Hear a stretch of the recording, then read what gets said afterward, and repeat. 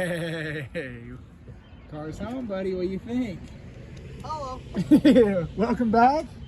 Yeah, this thing is so smoky. What's up, bud? You got a hat? Yeah. All right, guys. Welcome back for another video. Got some exciting stuff going on.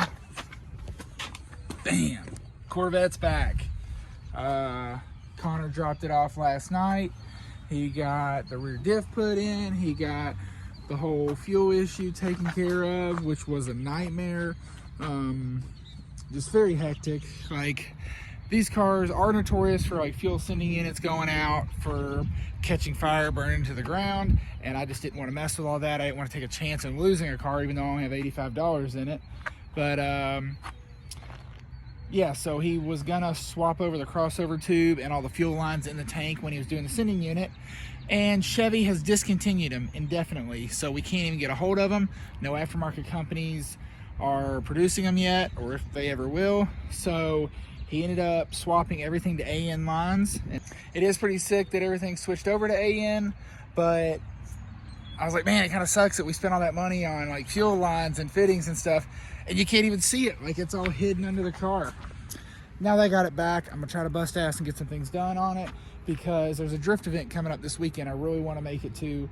So we're gonna try to get it ready for that. It's got stock seats in it, which I just slosh around in them, and it's not good for track use. So I'm gonna try to throw a bucket seat in it. They're really good quality seats, very comfortable.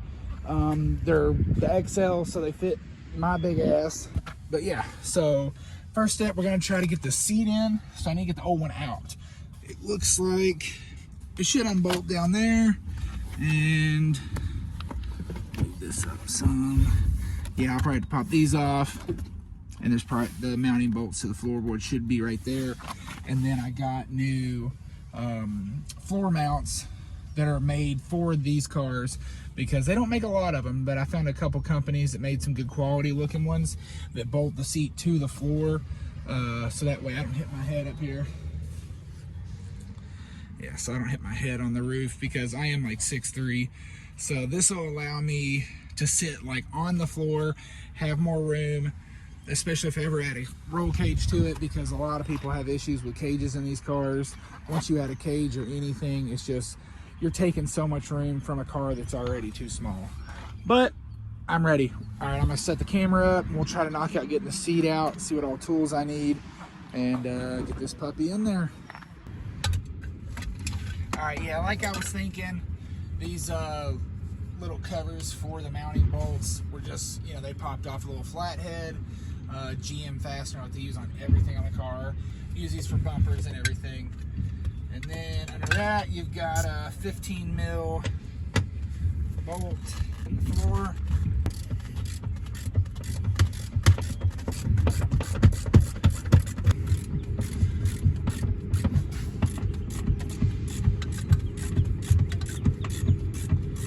This will probably be a lot more fun with power tools, but of course I keep everything at work, which is where I use them 9 times out of 10. And I didn't expect to do this weekend, so I didn't bring nothing home.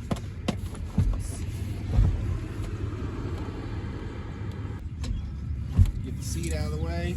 And these don't even have covers. They might have from the factory, but they don't today. And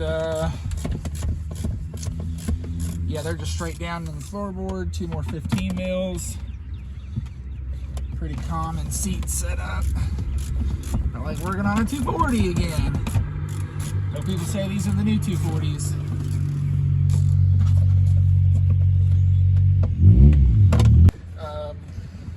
The only thing left is the seat belt is strapped to the seat, and I am gonna move that to the new seat, because I don't have a cage or a harness bar or anything to put aftermarket harnesses. And with these drift events we go to, they do allow factory seat belt with a bucket seat. So that's the plan for now. I'll be able to bolt it down. And look at that. Right out. Okay. This would probably be a lot easier with the T-top out. I don't want to mess with all that. All right, let's see.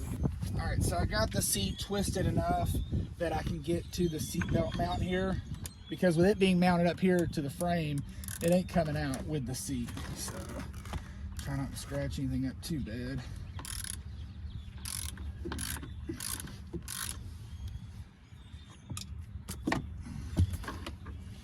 All right, and yeah, pops right off. And that was also 15 mil. So you literally need a I used a deep well, 15 mil, and a ratchet for this whole job so far. So that should be it. All right, that's the clicker is also bolted to the seat, but it doesn't bolt to the frame or anything. There probably will be a ground wire that tells the car that your seatbelt is clicked. So I'll probably have to watch for wiring as I pull it out, but that should be it. Let's try to tilt it a little more and see. Oh, there's, yeah, a ton of harnesses. All right, so there's 3 harnesses total. I'll show them to you once I get the seat out.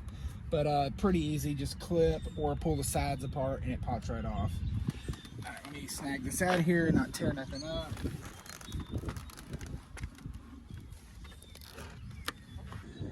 All right, so like I was saying, you had your 2 bolts in the rear, 2 in the front that had plastic covers on them. They popped right off with a flathead. So I guess I needed a flathead, a 15 mil socket, and a ratchet. But yeah, this harness here just popped off on the sides. This one here was its own little clip here. Just squeeze that in. And this was one's on the, like a lever, folded off, and it popped right out. So I do have a shop vac. I think I'm gonna go grab it and clean this thing out. Shop vac time. All right, I did end up pulling the floor mat out to vacuum it separately so I could get everything underneath it. So I was really just focusing on underneath the seat, but let's check it out. So the back wall here, because there's no storage in a Vette, but I went on and vacuumed all that down into the floorboard. This is the wiring harnesses. I could probably hide them up under the carpet a little bit, but I might tie them together so don't go clanging around under the seat. But yeah, vacuumed all the way up there, side here. I'm hyped. Okay, time to put some seat rails in, see how the hell this thing's gonna work. So we got, and I'll drop the link in the description to these, but the only kit I could really find was FDF, which are very expensive, and these were a bit cheaper, so I went with them, but they looked identical, so I was very happy with the quality. Let's see, and I got these off Drift HQ, I'm pretty sure. It's been a little bit. Again, something I impulse bought when the car first showed up and knew I wasn't going to put in for a month.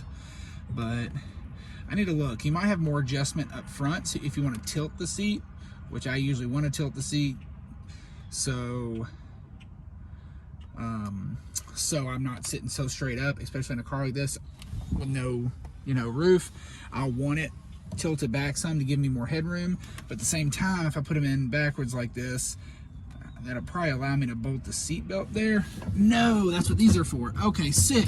So they gave you holes to mount the seat belt. Very cool. So that's what that front hole is right there. So I'll drop this in, and yeah, you should be able to mount your seat belt right there. That's sick. They definitely had us in mind when they built this thing. Very cool. Okay, so I'll go and mount these to the floor, and I'll probably get the seat belts moved over, and then should just have to set the bucket in. Yeah, this is gonna be easy. All right, got all my hardware right here.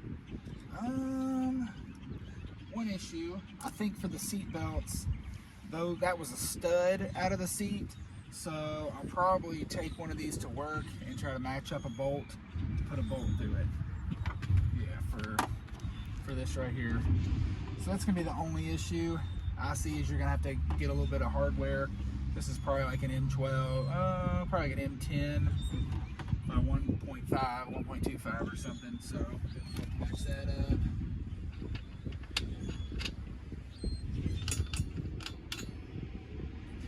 And like where you bolt the seat to the floor, there is adjustment in and out to fit your bucket.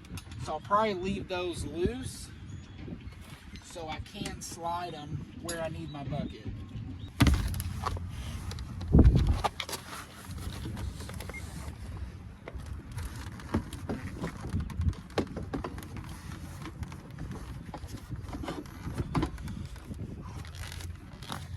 So the seat fits snug, very snug. It's up against that wall there. I hope hopefully you can center the steering wheel with the seat. Oh, the fucking door closes. Another issue I ran into, I only have enough hardware laying around from bolting the other seats in the E36 for 2. So I'm probably got to run to the store and grab some more to finish this, but I wanted to set it in first and just make sure everything works and I don't have to grab anything else while I'm at the store because I don't want to make 2 trips.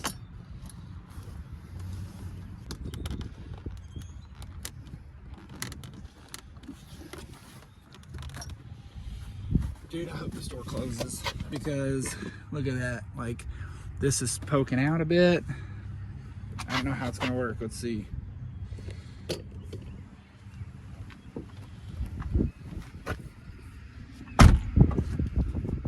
Did it hit? It hits, but like it's right there. So I think once the seat's mounted, it should be good. All right, so I think that's where I'm at with this. I was trying to get it set in so I could, you know, we had set the rails in, bolted the rails down first, so they're pretty sturdy. And then I set the seat in to see how I can recline it or where I want it. I think I'm just gonna tighten these down to this one rail so I have it, you know, I'll just match the other side. But I think I'm gonna have to take everything back out now that I see where I want it to sit and bolt the seat to the rails and then set everything down in at once, because the way it's set up now, I can't get hands in here to put hardware in the side of the seat to bolt the rail to it, because this seat is up against that transmission tunnel. So hopefully that doesn't cause any issues, but with it, you know, up against that, I'm still right here rubbing the door a little bit, so it'll fit. We'll make it work. It's just going to be snug, but that's fine. That will allow me to not move any. All right, let's see what we can do. All right, I got to go run to the store to get more hardware. All right, back for day 2. I did end up having to go to the parts store yesterday and pick up some more hardware for the seat and ran out of time before I had to go to work, so we're going to finish it up today. The seat rails we're working with are Bell Raceworks. I got them off Drift HQ. They're like 120 bucks, fast shipping, and I'm happy with them so far. So let's get them all mounted in and see where we're at. All right, so I did end up getting the factory seat belt, the clicker part, off of the stock seat, and it was a little bit of a nightmare. I didn't know they actually have this airbag built in, which from what I'm seeing online is super dangerous. So, but because the cable runs through there, I can't cut it off and still use this half because the cables ran through. So I just wrapped the harness up out of the way. We're not going to plug it in, so it doesn't work. But that's the only mounting hole, which they supplied a mounting hole on these brackets here. And then we're going to bump this back up.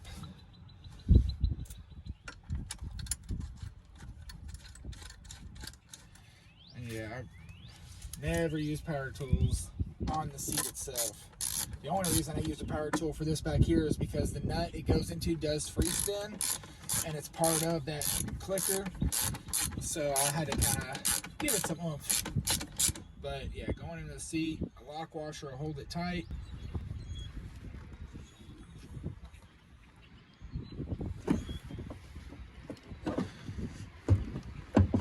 So now I'll run a new bolt, washer, and nut through this here on the back of this side of the seat. All right, so what I did was, I hope you can see this. So I'm running a bolt through the back side of the new seat rail. I set the seat belt bracket on it, and I'm able to reuse the nut that I took off of this from the factory. All right, so a 17 mil is what I'm able to hold the new bolt on the back side that I picked up. And then for whatever reason, the nut that fits it from the factory is a 15. We're gonna want the seatbelt facing this way. Probably face that hole there. So I'm gonna line it up before I tighten it down.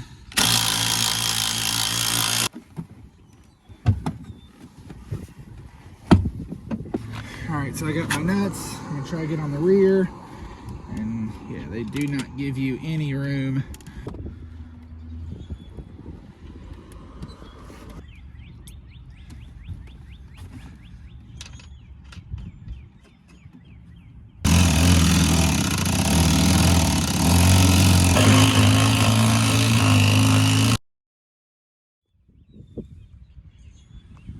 All right, seats in, we're done, everything's tight.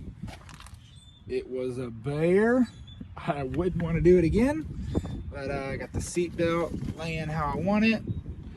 And let's try to crawl in this thing. Probably easier to take the steering wheel off, make a little room.